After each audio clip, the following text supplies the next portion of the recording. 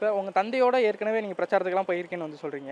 இப்போ அவர்ட்ட இருந்த அனுபவங்கள், இப்போ நீங்கள் தனியாக வந்து இது உங்களுக்காக நீங்கள் பிரச்சாரம் பண்ணிட்டு இருக்கீங்க. அவர்ட்ட இருந்து எதுவும் கத்துட்ருக்கீங்களா? அதை வந்து நீங்கள் பயன்படுத்துறீங்களா? அவர் பயன்படுத்திய யுக்திகளை நீங்கள் பயன்படுத்துறீங்களா? தலைவர்கிட்ட இந்த தேர்தல் பரப்புரை ஆரம்பித்த பிறகு ஒரு நாள் கூட நான் பேசலை. எங்கள் அப்பா கிட்ட பேசலை. ஏன்னா நேரமும் கிடையாது. காலையில் 5:30 மணிக்கு எழுந்திரிச்சேன்னா இரவு படுக்கும்போது 1 மணி ஆயிடுது. அதிகாலை 1 மணி ஆயிடுது.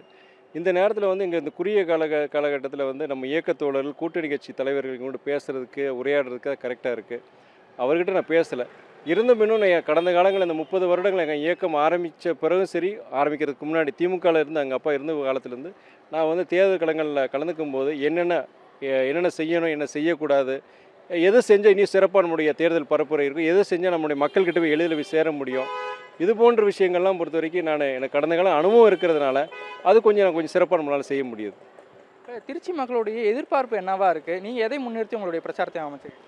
நீங்கள் திருச்சி நாடாளுமன்ற தொகுதியை பொறுத்தவரை 6 சட்டமன்ற தொகுதிகள், நீங்கள் ஸ்ரீரங்கம், திருவெரும்பூர், திருச்சி நகரத்தை சேர்ந்த கிழக்கு, மேற்கு, கந்தர்வக்கோட்டை, நீங்கள் புதுக்கோட்டை, இந்த 6 சட்டமன்றங்கள். இதில் நீங்கள் திருச்சி நகரத்தை எடுத்துட்டிங்கன்னு வச்சுக்கோங்க.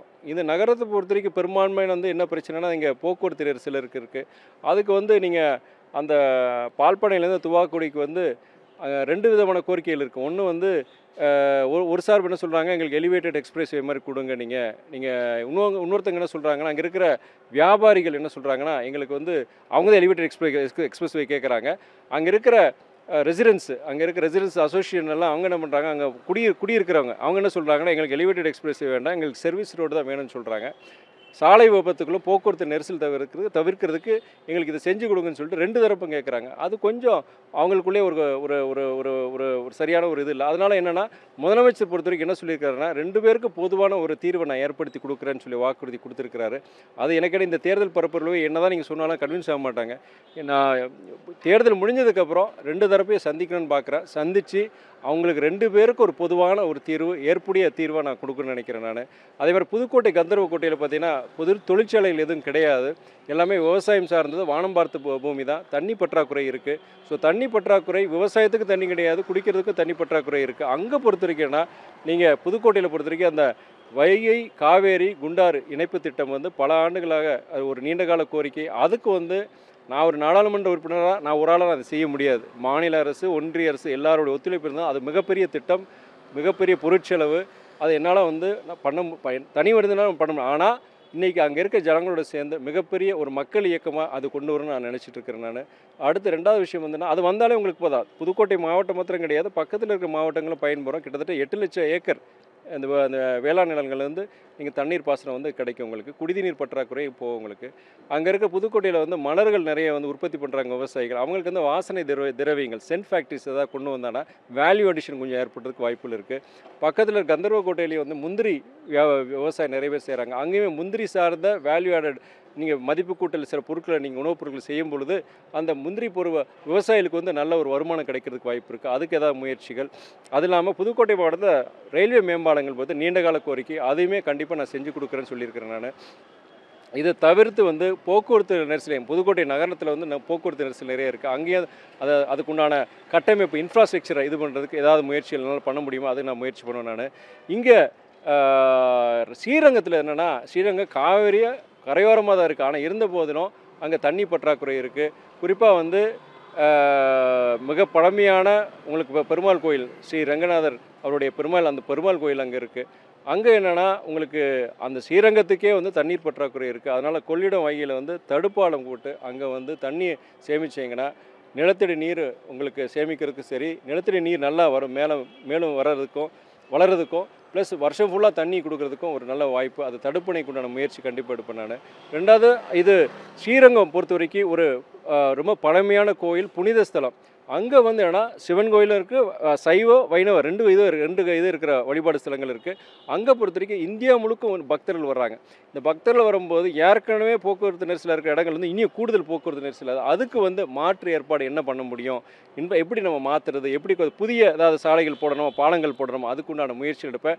அந்த கோயில்கள் பொறுத்த வரைக்கும், ஸ்ரீரங்கத்தில் இருக்கிற கோயிலுக்கு பொறுத்த வரைக்கும் இந்தியா முழுக்க மாதிரி உலகம் முழுவதும் அதுக்குண்டான அந்த கோயிலுக்குண்டான பாரம்பரியம், அதுக்குண்டான வரலாறு எல்லா இந்துக்களுக்கும் தெரியணும். அந்த கோயில்கள் பக்தர்களுக்கு உண்டான அந்த வசதி கட்டமைப்புகளை வந்து இனியும் நல்லா பண்ணணும். நான் பெருமாள் பக்தன், எல்லாருக்கும் முதல்ல பெருமாளும் வேண்டும் பெரியாரும் சொல்லணும் நான் தான். அப்படி இருக்கும்போது பெருமாளன் மிகப்பெரிய ஒரு வழிபாட்டு ஸ்தலமாக இருக்கிற அங்கே வந்து அங்கே கோயிலுக்கு நல்லா பண்ணணும்னு நான் நினைக்கிறேன் நான். அது மாத்திரம் இல்லாது ஏற்கனவே சொன்ன மாதிரி ஸ்ரீரங்கத்தில் இருக்கிற போக்குவரத்து நெரிசல் மற்றதெல்லாம் கொஞ்சம் அங்கே இருக்கிற ஒரு மார்க்கெட்டை வந்து மாற்றணும்னு சொல்லிட்டு இருக்காங்க. அங்கே இருக்க ஜனங்கிட்ட கேட்டு அதுக்கு அவங்களுக்கு உடன்பாடு இருந்துச்சுன்னா அதுக்குண்டான ஏற்பாடு நான் கண்டிப்பாக செய்வேன் நான். இது மாதிரி வந்து தொகுதிக்கு தொகுதி திருவெரும்பூரில் பார்த்தீங்கன்னா அங்கேயும் பார்த்தீங்கன்னா இங்கே தண்ணி பற்றாக்குறை, மழை கிடையாது, அங்கேயும் கொஞ்சம் தண்ணி பற்றாக்குறை. அங்கே தண்ணி பற்றாக்குறை இது பண்ணுறதுக்கு என்னெல்லாம் செய்யலாம்னு சொல்லிட்டு இதில் முக்கியமான 2 விஷயம் என்னென்னா, இந்த திருச்சி நாடாளுமன்ற தொகுதியை சார்ந்த முக்கியமான அமைச்சர்கள் இருக்கிறாங்க. அண்ணன் KN நேரு இருக்கிறாங்க, சகோதரர் மகேஷ் பொய்யாமொழி இருக்கிறாரு, அண்ணன் ரகுபதி இருக்கிறாங்க. ஆளுங்கட்சி கூட்டணியில் இருக்கிறனால நான் வந்து இங்கே இருக்கிற மக்களுக்கும் இங்கே இருக்கிற அரசாங்கத்துக்கும் அமைச்சர்களுக்கும் ஒரு பாலமாக இருந்து செயல்பட முடியும்னு நினச்சி நான் எல்லா ஜனங்கிட்டையும் சொல்கிறேன். நான் எல்லா இடங்களையும் நல்லா கேட்டுக்கிறாங்க. நான் வந்து அமைச்சர்கள் நிறைய செஞ்சுருக்கிறாங்க, எங்கள் சட்டமன்ற உறுப்பினர்களும் இன்னும் முடிஞ்ச வரைக்கும் அவங்க செஞ்சுருக்கிறாங்க. அவங்களுடைய பணிக்கு இன்னும் கொஞ்சம் உறுதுணையாக நான் செயல்படணும்னு நான் எல்லா இடங்களையும் சொல்லிட்டு வரேன். நான் திருச்சியை பொறுத்தவரையும் உங்களை எதிர்த்து போட்டியிடக்கூடிய வேட்பாளர்கள் உங்கள் மீது வைக்கக்கூடிய விமர்சனம் வந்து நீங்கள் வெளியூர்காரு இங்கே வந்து போட்டிடுறீங்க அப்படிங்கிற விமர்சனம் வந்து வைக்கிறாங்க. இதுக்கு உங்களுடைய பதில் என்ன? அதாவது நீங்கள் மொத்தத்தில் நான் தமிழ்நாட்டுக்காரன். நான் எங்கள் ஊர் வந்து சொந்த ஊர் பார்த்தீங்கன்னா கலிங்கப்பட்டி, தென்காசி மாவட்டம், தென்காசி நாடாளுமன்ற தொகுதிக்கு உட்பட்டது. அது வந்து ரிசர்வ்டு தொகுதி, அங்கே போய் எனக்கு நிற்க முடியாது. கட்சிக்கு ஒரு இடம் கொடுக்குறாங்கன்னா அங்கே வந்து இங்கே திருச்சி தான் கொடுத்துருக்காங்க. நாங்கள் அப்படி திருச்சி கொடுக்கும்போது அந்த இடத்துல நான் போட்டி போட முடியும். சொந்த தொகுதி தென்காசி நான் போட்டி போட முடியாது. அப்படி இருக்கும் பொழுது நீங்கள் உள்ளூர்காரர் நல்லது செஞ்சுட்டாங்களா நான் கேட்குறேன். நான் இங்கே இந்த சம்மந்தப்பட்ட ஒரு வேட்பாளர் வந்து என் மேலே குறை சொல்கிறாரு வெளியூர்காரர்னு. அவர் என்ன ஒரு குற்றப்பின்னணி இருக்குது அவருக்கு நிறைய வந்து உங்களுக்கு தெரியும் குற்றப்பின்னணி சார்ந்தவர் நிறைய இருக்குது, கேஸ் வழக்குகள் இருக்குது, கொலை குற்ற வழக்கும் அவருக்கு மேலே இருக்குது. இந்த மாதிரி இருக்கும்போது அவர் என்ன தொழில் பண்ணிகிட்ருக்காரு, அவர் என் வாயில் வரக்கூடாது, என்ன தொழில் பண்ணிகிட்டு இருக்கிறாரு, என்னை பற்றி உன்னை இது வந்து என் சோஷியல் மீடியாவில் போனால் தெரியும். எனக்கு 3.5 வருஷம் நேரடி அரசியலுக்கு வந்ததுக்கப்புறம் ஒரு சட்டமன்ற உறுப்பினர் கிடையாது, நான் நாடாளுமன்ற உறுப்பினர், எந்த ஒரு அதிகாரம் எனக்கு கிடையாது. ஆனால் 3.5 வருஷம் என்னால் முடிஞ்ச வரைக்கும் சாதாரண ஜனங்களுக்கு என்னால் முடிஞ்சது எனக்கு செஞ்சுருக்கிறேன். நான் செய்வேன்னு சொல்கிறேன். நான் நீங்கள் உலக நாடுகளே வச்சுக்கோங்களேன், நீங்கள் அன்னை தெரசா இருக்கிறாங்க, சேகுவரா இருக்காங்க. சேகுவரா வந்து இங்கே அவர் அர்ஜென்டினாவில் பிறந்தவர், கியூபாவில் புரட்சிக்கு போனார். அன்னை தெரசா பொறுத்த வரைக்கும் யூரோப்பில் பிறந்து இங்கே வந்து சேவைக்கு. அதுக்காக நான் அந்த மாதிரி பெரிய மகான்களுக்கு மாதிரி நான் என்னை கம்பேர் பண்ண சொல்ல. ஆனால் நல்ல மனசு, ஜனங்களுக்கு சேவை செய்யணும்னா இடம் ஒரு இது கிடையாது, இடமோ மதமோ எதுமோ ஜாதிக்கு எது கிடையாது. எங்கே போனால் ஜனங்களுக்கு வந்து சக ஜனங்களுக்கு உதவி செய்யணும், சேவை செய்யணும், அது இடம் ஒரு இது கிடையாது. இது ஒரு என் மேலே வேறு எந்த குற்றச்சாட்டு சொல்ல முடியாதுக்காண்டி சொல்கிறாங்க. அதே மாதிரி நான் எல்லா இடத்துலையும் என்ன சொல்கிறேன்னா, நான் நாடாளுமன்ற உறுப்பினராக தேர்ந்தெடுக்கப்பட்டால் இங்கே திருச்சி நகரில் மையத்தில் ஒரு அலுவலகம், நாடாளுமன்ற உறுப்பினருடைய அலுவலகம் இருக்கும். அதே மாதிரி புதுக்கோட்டை கந்தர்வ கோட்டையில் அங்கே தூரம் ஜாஸ்தி, அங்கேருந்து வர முடியாது. அங்கே ஒரு சின்ன சேட்டலைட் ஆஃபீஸ், சின்ன ஒரு ஆஃபீஸ் போட்டு அங்கேயும் ஒரு அலுவலர் இருப்பார். வருகை பதிவேடு இருக்கும். வருகை பதிவேட்டில் மக்களுடைய கோரிக்கைகள் எல்லாமே அதில் கொடுக்கலாம், இல்லை இமெயில் மூலியமாகவும் கொடுக்கலாம். கண்டிப்பாக என்னால் முடிஞ்ச வரைக்கும் எளிதில் அணுகக்கூடிய ஒரு நாடாளுமன்ற சாதாரண ஜனங்க எளிதில் அணுகக்கூடிய ஒரு நாடாளுமன்ற உறுப்பினர் அந்த துரைவைக்கு இருப்பேன்னு எல்லா இடத்துலையும் சொல்லிட்டு வர. ஜனங்களும் அதை நம்பி ஆமோதிச்சு நீங்கள் கவலையப்படாதீங்க, உங்களுக்கு தான் என் ஓட்டு சொல்லி சாதாரண ஜனங்க எல்லாம் சொல்கிறாங்க. நீங்கள் திருச்சியை வந்து குறிப்பிட்டு தேர்ந்தெடுக்க எதுவும் ஸ்பெசிஃபைட் ரீசன் இருக்குது? நீங்கள் திருச்சியை குறிப்பிட்டு தேர்ந்தெடுக்கல, நாங்கள் 2-3 ஆப்ஷன்ஸ் கொடுத்துருந்தோம். அவங்க ஆளுங்கட்சி நம்முடைய திமுக கூட்டணி தலைமை அவங்க முடிவெடுக்கிறாங்க, திருச்சி உங்களுக்கு கொடுக்குறோம் அப்படின்னு சொல்லும்போது இது வந்து நாங்கள் கேட்ட தொகுதியில் இது ஒன்று. அப்போ வந்து அவங்க திருச்சியை கொடுக்கும்போது, ஆனால் அதே நேரத்தில் திருச்சியை பொறுத்த வரைக்கும் ஒரு சிறப்பு இருக்குன்னா, இங்கேயும் ஜாதிகள் இருக்குது, எல்லாம் இருக்குது, ஆனால் வன்மம் கிடையாது, அவ்வளோ வன்மம் கிடையாது. நல்ல பொது வாழ்க்கையில் சேவை செய்கிற மனப்பான்மை இருக்கிற பொது வாழ்க்கையில் ஈடுபடுறவங்களுக்கு நல்ல அங்கீகாரங்க அந்த மக்கள் கொடுக்குறாங்க. நீங்கள் பல்வேறு ஜாதிகள் மதங்கள் இருந்தாலுமே நல்ல மக்களுக்காக சேவை செய்கின்ற ஜனங்கள் அரசியல்வாதிகளுக்கு இங்கே உரிய அங்கீகாரம் அளிக்கப்படுகிறது. இந்த கடந்த காலத்துலையும் நம்ம பார்த்துருக்கோம். அது எனக்கு ஒரு பெரிய ஒரு மனசு திருப்தி.